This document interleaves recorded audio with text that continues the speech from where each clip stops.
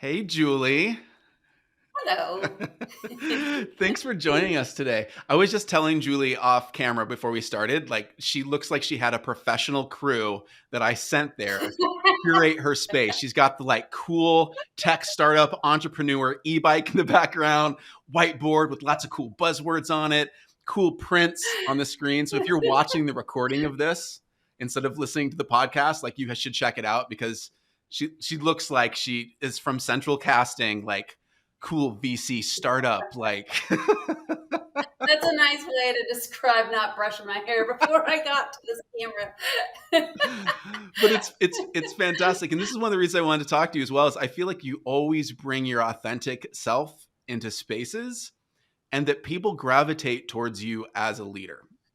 And I've noticed this first as being an employee, and then later on as we have developed a friendship over the years, that people tend to be magnetically attracted to you by the example that you set.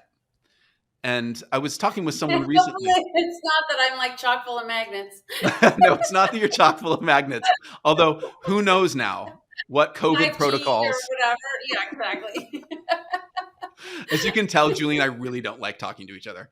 Um, so if you don't want to listen to people talking and being sarcastic and laughing today, this is not the podcast episode for you. Truly. Yeah. But one of the things that I've noticed is that it's not just me that sees this. And I remember one of the very first times that I met with you, and it was when you were in a leadership position at a larger staffing firm in the tech sector. And I was newer as a consultant. And I remember meeting with you and asking for a piece of advice. And I heard you give it. And I've absolutely absorbed it and still use it to this day. I've thought about it many times. And that's that it didn't need to be hard in order to help out clients and to serve them. It really just boils down to find people that give a shit and match them up with clients that you want to see succeed. And everything else can be taught. And that has stuck with Almost me everything for years. else. That's amazing. And I love that you remembered that as if I would remember it too. Because I say a lot of words to a lot of people. And so it's nice to know that occasionally they land. I say so many, I don't always remember them. So that's a pretty good one. Yeah, you're just dropping little pearls of wisdom along the way that are really helpful to a lot of us. So thank you for that. Sure. What, I mean, what can you expound on that a little bit though? Like, why do you feel like that's still your philosophy, that it doesn't have to be that hard, that finding people that Yeah. care and then helping them skill up in areas is sometimes less effort than like finding the perfect pedigreed resume candidate for your clients? Can you speak a little bit more to that?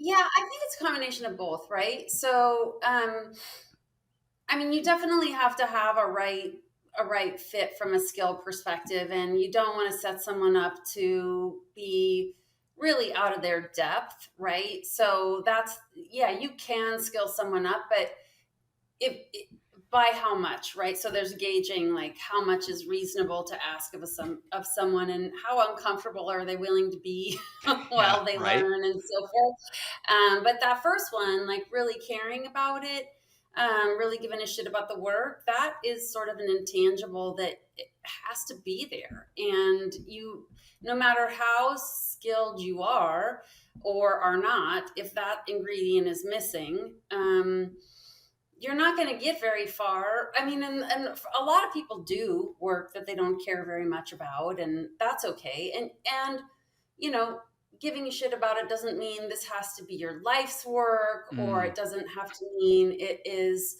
kind of your higher purpose or whatever. Particularly in consulting, you're generally not signing up to do this forever. right. But are you interested, and do you care about it enough to really be invested? Are you curious about it? Are you invested in making good for the client? Like, do you really want them to have a good outcome? Or do you want you to have a good outcome? And those are two different things and both legit.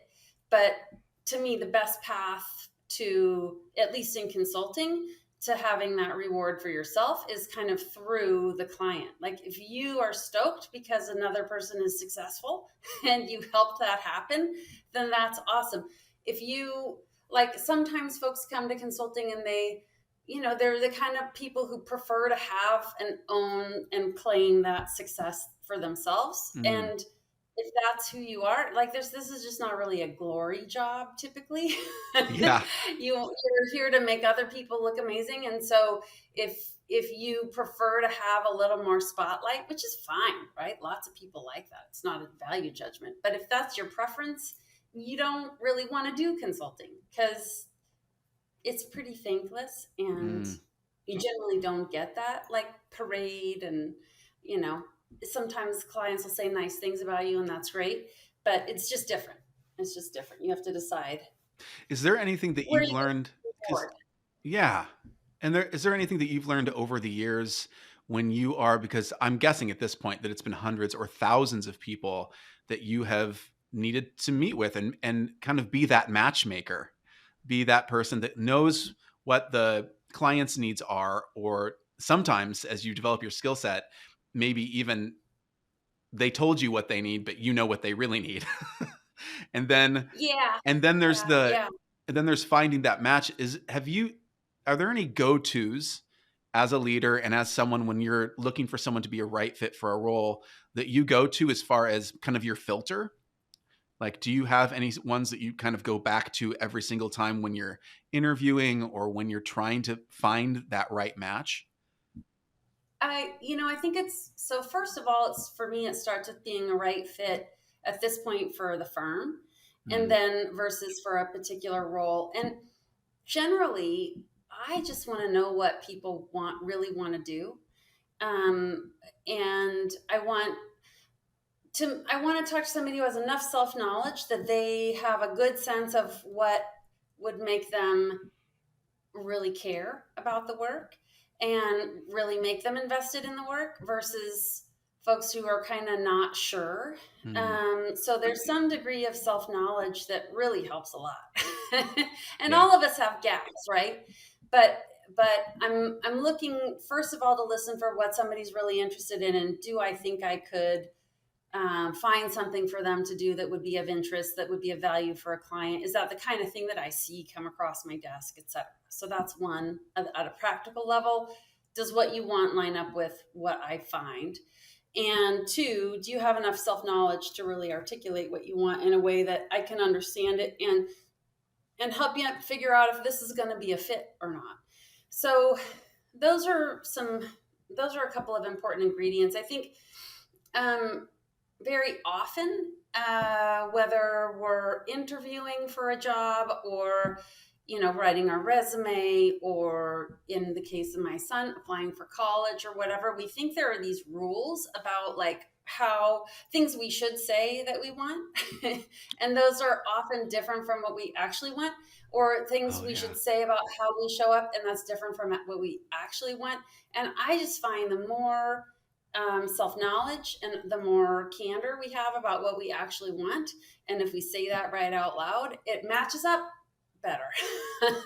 So if I hide that or I'm not in touch with that, and I say I want to do something and I actually don't really, I just kind of need something to do right now, that's not going to go as well as if I say out loud the thing that I'm not sure is right according to the rules, but it actually is right according to what I want. I actually get a better match generally when Mm, I say that out loud, yeah. right? So Because there's that's what that you're looking for. alignment. You're not looking to get picked or be rank ordered or so if we think about whatever getting the job is or being the best is or whatever, I mean, you really just want the best thing for you, not necessarily the best by some other kind of criterion. So that's what I'm generally looking at when I'm meeting with folks and thinking about, might there be a fit for us to work together?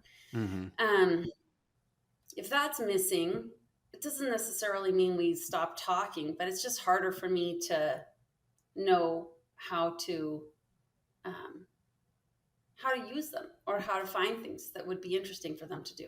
Yeah, and it wastes everyone's time at that point, right? Like if the candidate isn't being Hmm. honest with themselves about why they want the job, And sometimes you're right. It is just like, because I need a paycheck right now and I'm willing to learn these Yeah, things. And here's the experience I have versus trying to be in perfect people pleaser mode of what they think you want to hear.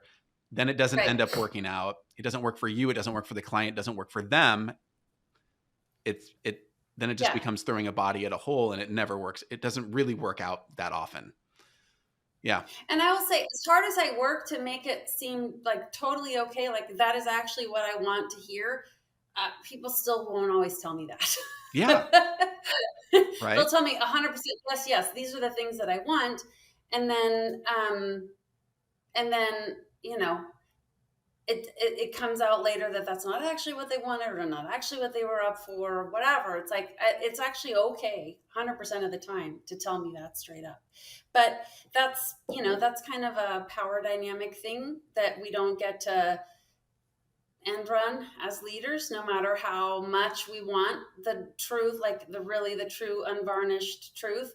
Folks, aren't necessarily sure, right? If I'm the one who has the job and they're the one who wants the job, is that, there's always a question as to really how much does she mean that? And will that rule me out? Will this, how do I not rule myself out of something I want? So Yeah. that's kind of a trick. No, that's great Yeah. feedback. Thank you for that. Um, Hmm. one of the things, and you're starting to lead into it right now as well, which is another thing. By the way, if you haven't already been able to understand that this is going to be a little bit of a love fest for me to talk about Julie, like that's just the way that it is. In fact, it's really fun to Not being watch able to her see have the to put up camera with so it. It's makes me super fun. so She's super uncomfortable. uncomfortable getting this many compliments, and I'm loving it so much. But one of the particular strengths that you have as well is, and I mentioned this a little bit before, is that you have this penchant, and it just seems to be a core part of your identity. And you do it by example because I see you turn this lens onto yourself sometimes as well. You're very self-aware. Mm, Is that mm. you have this strength of being what I like to call lovingly pragmatic, which is it's hard. Like you are very pragmatic about it. Doesn't matter if it's the interview process. It doesn't matter if you're working directly with the client. I've seen you do it to the client in the room, and I've seen them be surprised that you're being that candid with them. Yeah, And you've turned that lens on yourself as well. But you will, in the most loving way possible, not tell them what they want to hear. You will tell them the truth. And I yeah, feel like that there has definitely been situations in my life where the consultants in the room are very much telling the client what they already think is the outcome they want to hear, rather than what will help them get to the result that they want in the end. yeah, And yeah. has that always been something that you've done, that you've like, that's part of your personality and part of your kind of your story, like your background growing Yeah. up? Is that like kind of a socialized thing, or is that something that you developed as a leadership skill? No, it's sort of how I came out of the box. I would say I have learned how to do a better job of it. But I don't know if I've ever told you this story. Right after I finished college, I moved out to Michigan for a year, and I just wanted to get out of town. And my boyfriend was moving to Michigan, and I moved with him. And so I got this job as a secretary. I was the world's worst secretary, right? Because I would just do like I didn't like the work, and I just like if somebody gave me a task and I didn't think it was important, I would just put it in the drawer. Like they don't actually need that. And then I also would observe things in this company that I thought could go better, and I would go down to the CEO's office. I'd knock on his door. I'd be like, John, here's what I'm seeing. Like, Yes. I've been in seat like I don't know a couple months. I didn't have that job even for a year. Um, so I was always offering this feedback. And then fast forward, like I go to graduate school, I get my first consulting job. And in my first consulting job, every day, I had to go talk to the top client, knock, knock, knock, and say, top client, that's what we at that company called the CEO. Here's what I'm seeing. Why don't we walk the floor together? Let me see if you see what I see. And it was much more welcome when it was my actual job Oh, than when it nice. was secretary back in Michigan. So I mean, I've always kind of done this observational I think, sort of coaching or whatever it happens to be. And yeah, I think I've gotten more skilled at it over time. Again, it's mostly just like, sometimes clients will tell you what they want, and they do want that, but they might not be aware that there's another set of considerations or another way they could get what they want or what they need, in a way they haven't thought about.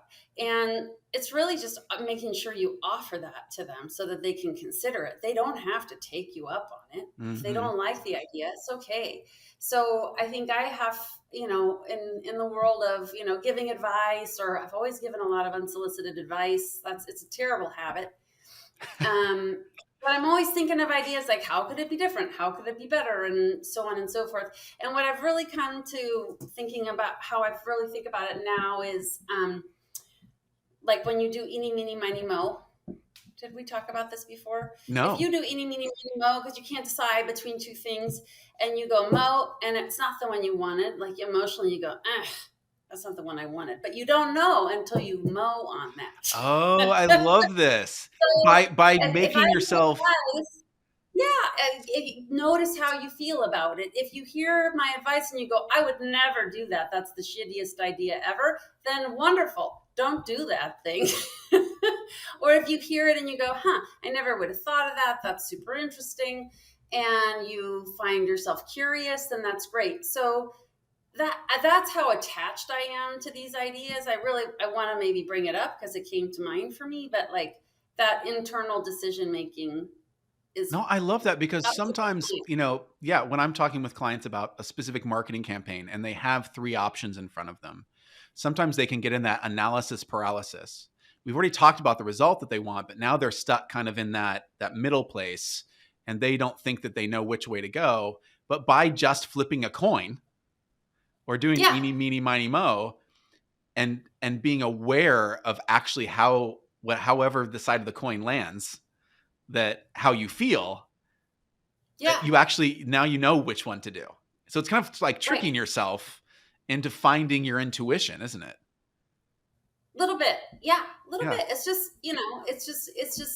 getting that internal emotional response going. Is this an idea I'm warm to, or is it not? And if not, why not?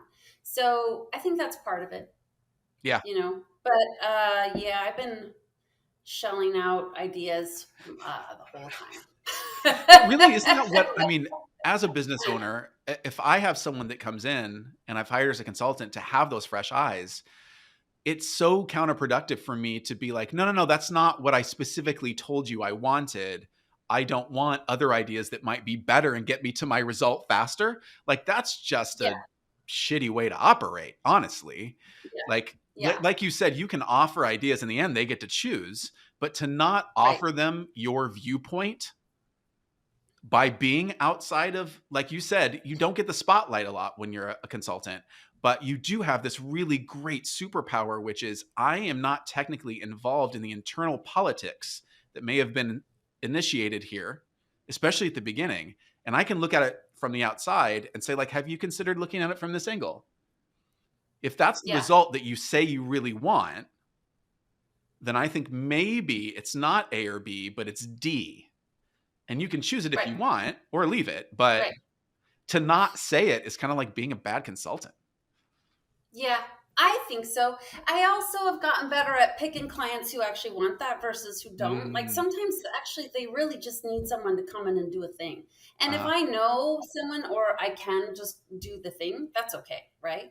So, but I also might say, there's somebody awesome. You can call it another firm, because I already know how I show up and what's a good use of me and what someone could really benefit from, if they worked with me or my firm, and what also is not the most amazing use of me or the firm. So it's also about, picking to work with folks who are a good match. And mhm. that might mean you don't take everything that comes your way, Which can right? be so That's hard kind of at hard. first, right? especially Mm-hmm. as a, and this is great because now we can dive into this part as well, but you had some very prestigious positions at where I first met you, and then as president and CEO of other businesses in the the beating heart of the tech area in Seattle. And then you decided in the last, is it been in the last 3 years to You know transition? when I decided this, Aaron, was in January of 2020. Oh my gosh. The perfect time to pick to completely Perfect change time. your life, This is right? for all these years. I'm going to strike out on my own. That's gonna be good. And I didn't tell anyone. I told one person. I told one person who I ran into at the movie theater. I just was not at all ready for any of this to happen. And yeah, so by March it seemed like the worst idea in the world, and then um, like And to really the clarify, everyone, we're worst. talking about the fact that Julie has started her own consultancy, which is doing extremely well. As you've already talked about with me, talking about with Julie, she has very warm feelings from a lot of different clients over the years. And so Greenside Consulting has Yeah. is what's come of this, and it's amazing watching you grow, and you're from everything from the launch of the website to the clients you're working with and how they speak about you, because you don't know, but we have, we do have, you probably do know, we have some similar clients, and the way that you're Yeah. spoken of is very, very well thought of. Thanks. So Well, it's it goes both ways. I have good things about you. yeah. Um, It's, I yeah, mean, I didn't set out to start a company. I set out to just work independently. I never mm, had, and I just was like, this is time. I just want to be outside of the a leadership structure. I just want to work independently for a while. And so once I did start working independently, then very quickly, the client asked, "Hey, do you know anybody who could do this other thing and this other thing and this other thing?" And I do know those people, and I do know how to run a book of business. And so I also just happened to, there's some of this was a little more art than science. I also just happened to be talking to others who were available, who could fit really nicely for what the client needed at the time. Um, so it all went a little faster than I was planning. but you said yes For anyway. Yeah. I said yes because I could, and I think I tend to be a little bit optimistic in terms of, yeah, that'll probably work, um, and um, and uh, that leads to me being a little oversubscribed from time to time because I like business problems. They're fun and they're interesting, and if I think there's something good that I could do or somebody I know could do, I'm curious about it. I want to do it. But yeah, so sometimes I get a little more in my hands than I know what to do with, or than I like That's a enjoy. common theme that I feel like a lot of leaders and entrepreneurs, especially people at your position as well, and in my business as well, like learning to embrace that role of CEO and not feel the need to do all the things. The That role of CEO, it yeah, dies I'm hard. perfectly suited to. The role of bookkeeper, Uh, that's the one I want to shake off, or the one of like whatever else that is well outside of my my typical skill set. But that when you have your own business, guess what? It's you. Those are the things that I would love to have a little more success handing off, and it's been hit or miss, I think. I think it's comforting for other people to hear about that as well. I feel like as business owners, a lot of times I know that I have had the behavior that I've had to reprogram myself for, of being like, well, I don't want to show that I'm needing to do these things right now, and then I need to grow a team and let that go. Like everyone should just think that I do that naturally, and that it's all that stuff was thought out and process was in place before it was even a problem. Wherein the reality is, when you have a growing business that's scaling, like you are fixing things as the airplane's flying, like, Yeah, oh, it's gotten to the point now where we need a person that does this. Okay, we're going to need to yeah, have a process for that, and it needs to be yeah, outside of Julie's brain and Aaron's brain now, and that's going to take yeah, time. And then that person might leave, and now we have to find a better fit for that. And like, and yeah, then you're at the same time you're staffing people, and you're finding a bookkeeper that works for you and knows how to run the kind of business that you run, because there's lots of different kinds. And yeah. I wish that we would give each other more permission to Like, be okay with being messy. Like, it is Yeah. messy. Yeah, it totally is. And I mean, it's about being okay with it, and also about not being so surprised by it or what. I mean, for years people asked me, why don't you just go out and do this on your own? And I knew what it took to start Mm, something, and I knew I wasn't interested. And then um, just for a variety of reasons. But at this point, or when I decided to start, I also I've got more road miles on me. I'm not as surprised by the things that come up. I know the difference between a mortal wound and like a little owie, oh, I right? And love that. 10 years ago I didn't know that stuff. I thought the, things that I know today to be owies were like that'll kill your business, and it won't. Yeah. So I think some of that helps too. Like I just don't. It's not that I don't have sleepless nights. I do, but I have a better sense of what's worth worrying about and what's not. Um, and that can be tough to differentiate for Yeah. folks who are striking. Yeah, and you don't know, and you don't build up that kind of that failure tolerance, those calluses without failing sometimes, or at least Yeah, for the yeah, moment. And then you're like, yeah, oh, I know how to do that differently next time. yeah, And it sounds yeah. very like cookie cutter or a fortune cookie wisdom to say, oh, you don't know until you've failed this many times or whatever. But it's like, no, but really, you don't. You don't know that you're going to Well, survive, that it is yeah, just an owie until you fall on your face a couple of times and you go like, oh, it's not a big deal. We'll figure it out. totally. And you have problems no matter what work you're doing, right? If it's your own business or something for somebody else, or I just right now, I do have problems. I just know they are all mostly of my own making. So Preach. there's something that's a little more palatable about that.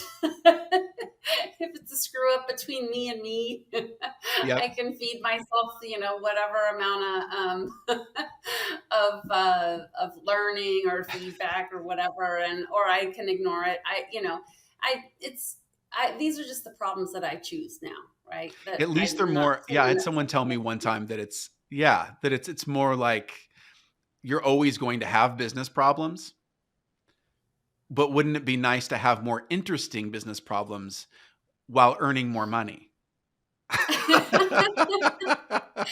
And they're not all interesting. Like, so, a lot of the problems I have aren't that interesting, but they are part of building your own thing, and of being a smaller business, and of operating in this way that's different from running an office for a larger firm or running a going concern or any of those things. So it's yeah, there's something for me that's more palatable because I picked this, Hmm. right? And uh, makes it a little easier to stomach the owies. Would you? I mean, I've heard this story before. I think it would be really helpful for some other leaders to hear this as well about kind of knowing when it's time to make a transition, even though it might Mm, be scary. And sometimes I remember a particular story. I'll try to tee this up for you if you're comfortable telling it.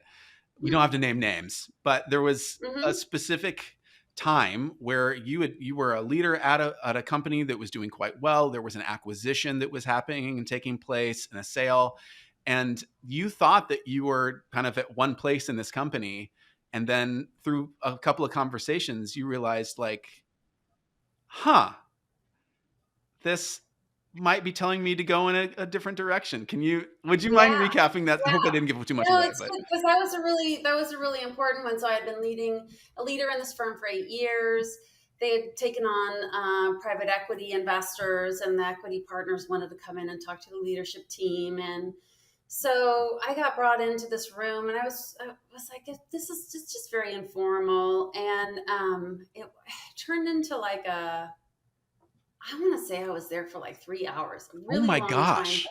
It was so long, Aaron. It was a grilling session, and there were 6 or 7 men from this firm, the equity partners firm, and they were asking me all kinds of questions about how this business runs, and which I knew. I was sharing what I knew. Mhm. Um, and then they asked me questions about me. And one of them at one point said, well, how do you balance, gosh, you're a hard charger. How do you balance this against your other full time job? And I was like, what other full time job? He's like, as a mom. And I was like, huh. Uh, this is it just had never been asked that question, and I was so caught off guard. And this is one of those moments when you wish you could go back and redo that conversation and have the choice words available in your mouth. But yeah, I had been accustomed to not being questioned Yeah. based on my gender at all at this company. And then I was like, oh, we're having a whole different conversation here than my male colleague had. Nobody asked him like Yeah, no one ever these, asked any of the probably the male leadership on that team how they yeah, balanced being a father with right. And yeah. I didn't ask that guy, like, how do you do it, Yeah, fucker? right? Right? Like, so that it was just a reflection of like, oh, I think, and I stayed another year, but that was just a reflection of time to move on, right? But in your Like, brain, those were are just you like was conversations that I the don't want to moment? have. That was the moment that things flipped. Right? Yeah. I didn't know it in the moment. In the moment, I was just so surprised, and then I was realizing what happened, and I was like, "Oh my god, that just happened! Wow, that just happened!" Um, and uh, and also it was limiting, right? It was very clear in the next year that there were some um, some body parts that a person needed to have in order to be successful in that firm, and Man. I lack those particular body parts. So it's just I'm not interested in hashing it out in an environment where I know um, it, I'm going to have a bloody forehead on that, right? I know Mhm. when it's time to just sort of look and move on. It took a while to figure that out, but that was the moment I kept coming back to. Yeah. Absolutely. Yeah. Thanks for sharing that. It's just I want us to keep telling these stories until there aren't any more of these stories to tell. It's Yeah, right. so I mean, pervasive, even at that leadership level. Like, even when you've yeah, made it to that height in a firm and you are like part of the core team, that can still happen. Um, there are people that are yeah. growing in their own careers that need to know, especially males that need to know that this is the stuff that we need to reprogram ourselves as men to make sure that we are checking the other men in the room to make sure they are not going along these lines of questioning. And Yeah, I mean, it was just really interesting. And yeah, it was just really interesting. And I think years wise, right, we were in a different place than we are now. Um, but this kind of thing still happens. yeah, right, it's not like it's gone. Oh, yeah, it's not gone. Yeah, it's frustrating, but also it wasn't new at that point. It was just new in my experience with that firm, right? I hadn't had that experience in that firm, which is why I had been so happy there for all those years. But yeah, I just it was a turning point. With I mean, if you're looking at kind of your overall story career wise and the evolution of how that's happened, and that might have been a specific moment or a specific chapter in that story where you decided like, okay, mentally I'm probably going to start looking at other paths to go along now. What would you say with the story that you've lived to this point, through going from a larger firm, then being at like even larger leadership positions and president and CEO at different companies, and then deciding to go out on your own? Are there any pieces of advice that you would have for someone that is hesitant in their own right now? They're like, this is my story so far. We've heard the term, especially in with clients we work with, the golden handcuffs Yeah, of yeah, working for a larger company, and there's a lot of perceived safety there. yeah. Even though we all know in the end that there actually is no there is no Right, safety. right, Um, right. would you have any advice for someone that like is feeling that pull, but maybe Yeah, I think, well, a couple of things.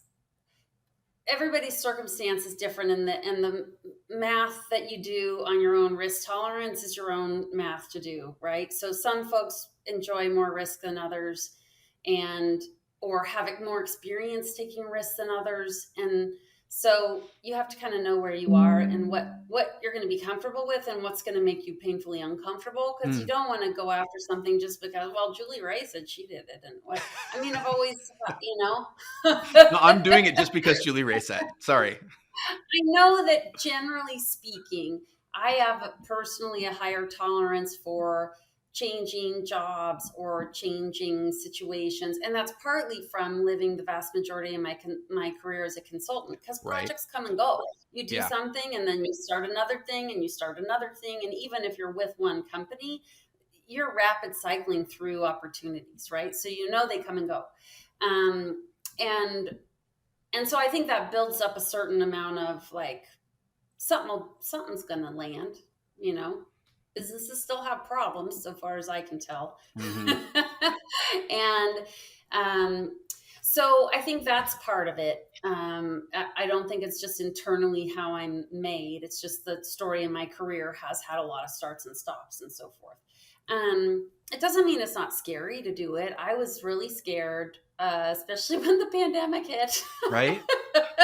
And right now, with like, I feel like Scared. just in the last week, in the media and different influencers that I hear talking and in leadership positions, and even like, I mean, for Pete's sake, like even Tony Robbins, like everyone was afraid to say it, but now they're using the hard R, recession. Um, Yeah, like like to your point, yes, and I know a lot of people are panicking, but businesses problems don't go away because of that. Your right, clients still have right. problems that need to be solved. Your future clients still have problems they need help with.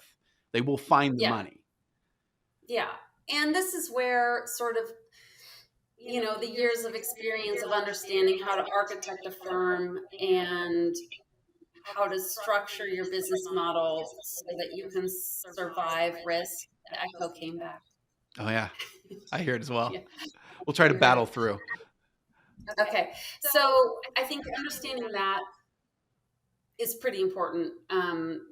Because then you're measuring and sort of sizing up the amount of risk you're going to take on.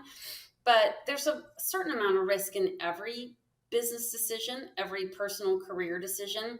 We're just not always aware of it. To your point, right? There might be a lot of risk in a full-time position that we thought was going to be really stable, but it wasn't. We're just not as in touch with the risk equation. We might be farther away from the decision making, so we might have less information about it. And as a business owner, I have a lot of information about what my own risk um, tolerance and risk profile looks like. So there's some amount of knowing how to structure your business in a way that is to your tolerance for risk. Um, but I think, people who have been sort of chronically unhappy in a job for a long time, that's a great time to get a friend who's a coach or call a coach, right? Because that those things that keep repeating, or stories that keep repeating, if you want to change them, you have to do something about it. And that has ended up, for me, why I ended up starting my own firm. There were some similar stories. There was a story arc forming in my career that I wasn't a fan of. Mm. And so, I would get to a certain level of accountability, and I would be promised, a share of equity, or be promised some big thing. When you deliver X, we will give you Y. And I would deliver X plus whatever and ask about Y. And then they're like, well, oh, that's still a ways out, right? Ah, That's a ways out. Or one person said to me, well, I was an Eagle Scout. I'm not going to screw you out of that. I'm like, oh well, wow. I feel so much better yeah, now. Yeah. yeah, yeah. I just wanted the promise written on paper and things like that. So I just got kind of tired of that story. Yeah. Um, and I don't think it's a story that is as common for, white men to Hmm. experience as it might have been for me. Um, I just didn't want that to be the story for the rest of my career. It made me really mad. So Yeah. And you did the way something about it. out is to run that thing myself, right? Like I'm the one who's making the promises to me. Yeah. Right. So yeah. How do you deal with this will be the last one I promise, but I Mm, know that you and I had a conversation recently and I thought I was the only one maybe thinking along those lines. And this is what's always so interesting to me about the stories in our own heads. It's like there's probably similar stories in your compatriots' minds as well, especially entrepreneurs or people that are running their own business.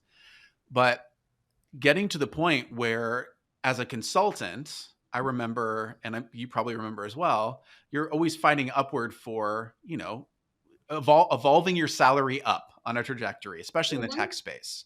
That's what we're doing. I mhm. mean, I was first told at the beginning of my career, like, hey, at the beginning, every 6 months, take 6 month contracts, then up your rate and just keep doing that. And gets to the point where you're like, okay, I see the margin. I know how much I'm taking home. And I know that the bill rate to the client is this. That means that this much is being held. Just basically, I was in some situations where I was very much taken care of by an account manager and everything like that, and I had air support. And in other ones, I never heard from them after they had me sign the initial onboarding paperwork, and that was it. Yeah. Yeah. And so you kind of build up this, scrappiness of like fighting for your wage and everything, and then you get to the point where you're on the other side of the table as a Yeah. leader, and now I'm building margin in, and I feel really guilty about it. Like, Yeah. and it's so Yeah. funny because I'm like, literally, I am almost taking just enough to keep the doors open, Yeah. and I still feel guilty about it. And I was like, oh, this is Yeah. weird. Yeah. No, it's really interesting. I've had that too. And you know, and it's partly because of how fast things went in the early days of my business. I hadn't set up. I wasn't set up. I didn't like forecast out what my margins would be. I thought this will probably work, Yeah. and grossly undervalued my own efforts in running the business, right, and in keeping that thing afloat. Despite the fact that I know what it takes to run a business, despite the Hmm. fact that I know what the margins should be, or like what an industry standard margin would be, I know what an exorbitant margin is. I know what that looks like. It's really far from what I do or would even consider, right? But still, I just undervalued my own work. And the real work of running the business. And I not only undervalued it in terms of margin, I've undervalued it in terms of like allowing time and space for it, and not doing so much active billing myself, but allowing that time to actually focus on my business. And that's just part of learning, right? We kind of oversubscribe and then we go uh-oh, and then right now I'm trying to go through a correction on that, Yeah. and that's also uncomfortable, but it's important. And I didn't start a firm so that I could be the person who does all the zillion things and not have right margins. Like, I didn't Right. start it Yeah. that way. So I got to make some corrections. But I do think, in these firms where there are 8 different layers of leadership and management and a lot of waste in terms of meetings and so forth, that ends up looking a little bit like a big skimming operation, because it kind of is. And so that overcorrection that a smaller firm like you or I might go through, of like, oh, we're not going to be that. Well, we're not in any danger of being Yeah. that. It's so A true. lot of times for the problems we're trying to solve, or things we're trying to be sure we're not, we're actually really far from that. And And also not to discount, right? Like you just made a really great point that I want to make sure everybody heard, which is don't discount the emotional lifting and also just the actual work that is done as the business owner to make sure yeah, everything's running so that the consultants or the people that you have working with clients, it doesn't matter what kind of business you have, like it's still that core needs to run as well so that you are serving your clients at a really high level and enabling the people that work for you to do the same and earn enough yeah, wage to do that. And so don't underestimate that you need to feed yourself too. I'm like, oh, yeah, that's okay. I'll just figure that out. It's like, well, that figuring it out actually has a bill rate too. That takes a lot Right. of mental energy. That's years of experience of knowing, spotting the fires when they're still embers before they catch Yeah. fire. Like, there's a lot of value that you're bringing to the client there, and not to undervalue it. You need to Yeah. charge for it. Yeah. Yeah. I'm speaking to Yeah. myself more than anyone right there. I know. I know. It's a thing. It's a thing. So, we're getting there. We're getting there. Yeah. I think that's a great Hmm. note to leave this on as well. Julie, Yeah. Yeah. thank you so much for taking Yeah. time to, you didn't hear before this, everyone that's listening, but like Julie and I were troubleshooting some audio stuff. Like, she switched from multiple computers.